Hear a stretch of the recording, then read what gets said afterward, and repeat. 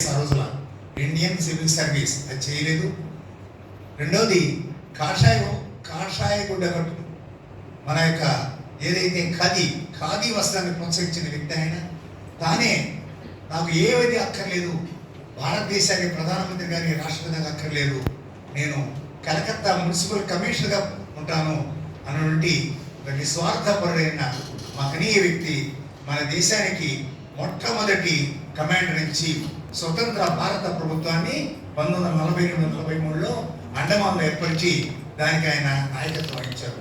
మొట్టమొదటి స్వాతంత్రం ఆ విధంగా 1942-43 వచ్చిన తర్వాత వచ్చింది. సరే, ఈరోజు విషయం రైతు కూలీలు సమస్య. రైతు కూలీలు ఈరోజు కూడా భారతదేశంలో అనేక కష్టాలు పడుతున్నారు. వాళ్ళకంటూ ఒక వ్యవస్థ లేదు. రెండవది, వ్యవసాయం పూర్తిగా దిగజారిపోయింది. ఆత్మహత్యలు జరుగుతున్నాయి. సరైన ఆదాయం లేదు. కూలీలు సరైన కూలీ ఇచ్చే పరిస్థితి రైతులకు లేదు. రైతులు ఏమంటారు, మాకు ఆదాయం లేదు, మీకేం ఇస్తామంటారు. కూలీలు ఏమంటారు, మీ సంగతి సరైనయా, మా సంగతి ఏంటి, మేము ఎంత బతకాలి, మా పిల్లలు ఏమిటి, మా పిల్లలు ఏ విధంగా జీవించాలి అని కూలీలు అడుగుతారు. ఈ రెండింటి మధ్య సంఘర్షణ. అయితే ఈ సంఘర్షణ మంచిదా? రైతు కూలీల అభివృద్ధి అవసరం లేదా?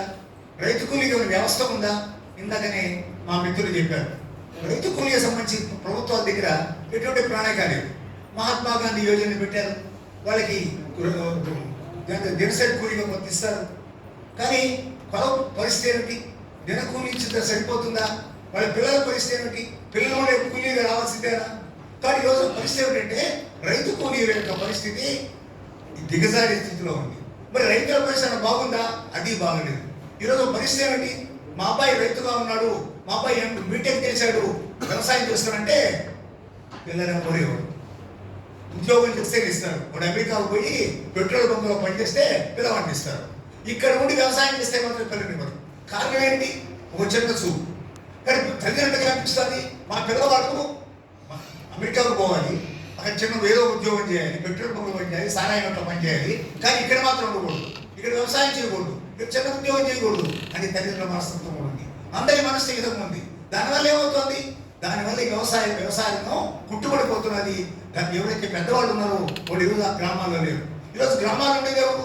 బీసీలు, ఎస్సీలు, ఎస్టీలు, వీళ్ళు మాత్రమే గ్రామాల్లో ఉంటున్నారు. కూలి పని చేసేది వీళ్ళే. కాబట్టి రైతు కూలీల పరిస్థితి అత్యంత దయనీయంగా ఉంది. సో అందువల్ల ఈ సమావేశ ఉద్దేశం ఏంటంటే రైతు కూలీల యొక్క సమస్యల పైన ఒక అవగాహన కలగాలి, మనకు కూడా అవగాహన కలగాలి. ఇక్కడ ఎక్కువ మంది కూడా గ్రామాల నుంచి వచ్చిన వాళ్ళని మనకు తెలుసు. మన తల్లిదండ్రులు కూలి చేస్తుంటారు, వ్యవసాయం చేస్తుంటారు, వాళ్ళ పరిస్థితి ఏమిటి, పశువులు మేపుతుంటారు, బర్రెలు మేపుతుంటారు, పొలంలో పని చేస్తుంటారు, వాళ్ళ జీవన స్థితిగతులు ఏమిటి. కాబట్టి మనం కూడా తెలుసుకోవాలి. మనం చదువుకుంటున్నాం, బాగానే ఉంది, కానీ అవసరం వ్యవసాయం చేయాల్సి వస్తుంది. మన నాగలి పట్టుకోగలమా, విత్తనాలు వేయగలమా, ఆ స్థితి మనకుందా? మనం చదివిన తర్వాత ఏం చేస్తున్నాం? ఉద్యోగం కోసం ఎంపలాడుతున్నాం. ఉద్యోగం రాలేదు, ఏం చేయాలి? ఆత్మహత్య చేసుకోవాలన్నా, రైలు కింద పడాలన్నా, ఏంటి పరిస్థితి? కానీ రైతు కూలీలకు ఒక గౌరవప్రదమైన స్థానం ఉండాలి, వ్యవసాయానికి గౌరవప్రదమైన స్థానం ఉండాలి, రైతు గౌరవప్రదమైన స్థానం ఉండాలి. దానికోసం మనం ప్రయత్నిస్తున్నాం. యంత్రాలు వచ్చాయి, యంత్రాల వల్ల ఏమైంది? కూలీలు తిరిగిపోయినారు. కూలీలు మనుషులు దొరకటం లేదు. ఇక్కడ కూలీలు వేసిన ఎక్కడి నుంచి వస్తారు? బీహార్ నుంచి, బెంగాల్ నుంచి వస్తున్నారు. మనకు కూడా తెలుసు, విజయనగరం నుంచి లేదా బొగ్గు నుంచి కూలీలకు వస్తారు. కారణం ఏంటి? వాళ్ళ జీవన స్థితులు సరిగా లేవు. ఉంటే అక్కడే ఉంటారు కదా. కాబట్టి వాళ్ళ జీవన స్థితుల్ని మెరుగుపరచాల్సిన అవసరం ఉంది. దాంతో పాటుగా కూలీల్లో కూడా కొంతమంది భూమి ఉంది, కొందరు భూమి లేదు. ఆ భూమి లేని వాళ్ళకి సరైన వసతులు